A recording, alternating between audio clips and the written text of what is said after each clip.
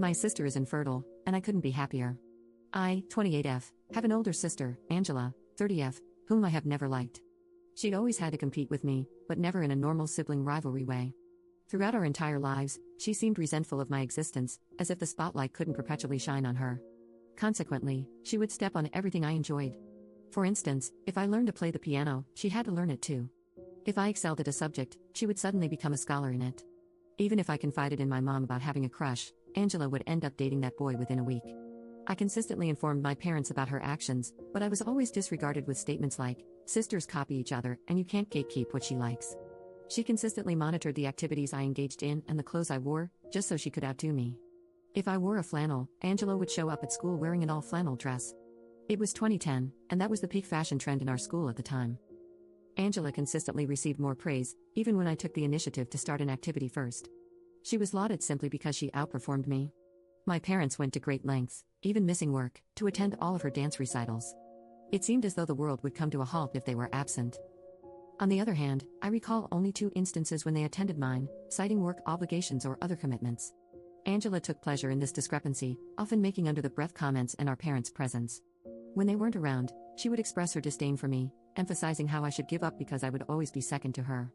In addition to the emotional manipulation, Angela engaged in physical bullying at school. She intentionally tripped me, threw things at me, and hit me in the hallways on an almost daily basis. The school had intervened multiple times, issuing threats of suspension to Angela, but my parents opposed it on each occasion. They consistently argued with the administration, asserting that our conflicts were merely typical sisterly bickering and should be treated as a family matter. Surprisingly, neither parent ever reprimanded Angela. In a peculiar incident, Angela was caught trying to impale a cat on the school fence, yet my parents defended her, dismissing it as normal teenage behavior. I frequently found myself in trouble because Angela would start crying, claiming that she was unfairly targeted by the school due to my provocations. On one of these occasions, Angela went to the extent of hurting herself to convince Dad that I was the aggressor. I became a pariah due to Angela's malicious rumors about me, so it was difficult for me to make friends. I resorted to only befriending people from other districts. Angela eventually made sure I had nobody by stalking them, befriending them, and telling all my friends lies about how I was favored by our parents and constantly bullied and belittled her. She even stole boyfriends of mine doing this, convincing them I was horribly mean and an awful person who copied her every move. Once, she catfished me on MySpace for 4 months and baited me into sending her revealing pictures of myself, which she proceeded to send to my parents and everyone in school, including teachers. Later on, she told one of the boys I liked that those were actually her pictures and I had catfished her. The day of my high school graduation, my mom sat me down and told me Angela revealed the horrid abuse she'd suffered at my hand, and I was no longer welcome in their home. After moving out the next day, my parents made very few attempts to communicate with me, only the occasional holiday and birthday text. All financial aid also abruptly ended as soon as I stepped foot on campus. I met my now husband shortly after this, and we were married within a year. They did not feel inclined to attend my wedding or even congratulate me. I informed my parents when I had my first child 8 years ago as an opening, but they have made no attempt to contact or meet any of my 3 children. The best I know of Angela now, from what I've heard, is that she got married to one of the boyfriends she stole from me in high school, and she's been posting about her infertility issues and how she can't offer my parents their first grandbaby. As if any of my children didn't count. After years of silence, I received a text at 8 this morning from my mother that I will copy and paste below. "Hey, my name, it's me, your mama. We haven't talked in a while, and I surely miss you terribly. I wanted to let you know your sister just had a miscarriage earlier this week. Angie and Justin are struggling a lot right now.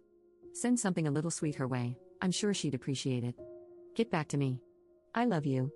I hate to say it, but I'm glad she's suffering. I'm glad she doesn't get to be a mother. If she tormented me for years, what would she do to a child? Especially a girl? I don't wish harm on any baby, but I know in my heart that child would be damaged by her. I'm angry at my parents expecting me to have any sense of obligation to her. I don't even have any sense of obligation to them. They always believed her and dismissed me.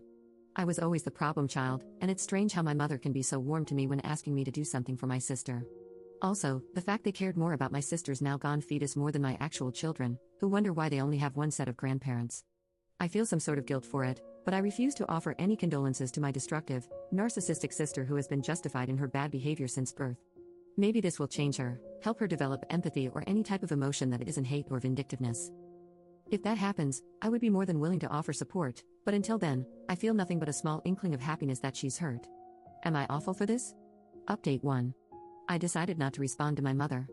I blocked both of my parents, and I thought it would end there, but when does it ever?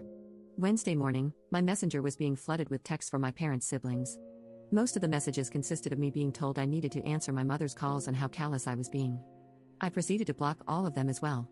My cousin heard this from her younger sister, who is subject to being around my parents and Angela for family dinners.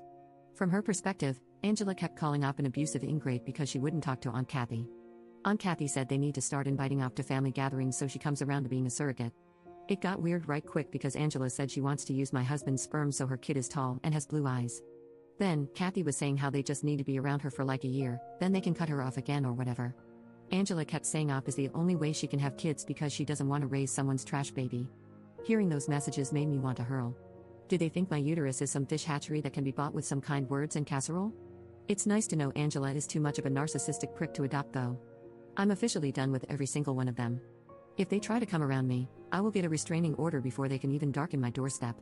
Between the weak conspiracy they've come up with to try to use me like a baby bargain bin and the nasty words they continue to speak about me, I will no longer claim to have a family outside of the one I've created.